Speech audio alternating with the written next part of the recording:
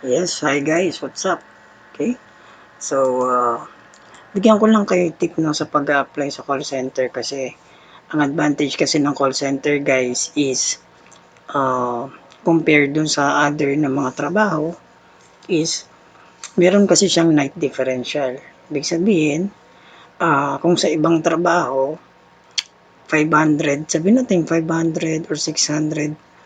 Ang pagkakaalam ko 550 a day yung ibang empleyado no sa ibang industry no. Sa call center kasi, umaabot ang per day kasama yung net differential 700 to 800. So, pero bibigyan ko kayo ng computation no? May mga payslip din ako before. Okay, so, yun yung advantage guys kung dito kayo mag-apply sa call center. At the same time, kung wala ka pang trabaho, kakagraduate mo lang, pwede mong gawin to. Okay? So, yun lang guys. Thank you so much. At sa mga mag-apply, mag-PM lang kayo sa Facebook page natin. Okay? And then, magbibigay tayo ng recommendation kung saan kayo pwedeng mag-apply. Okay?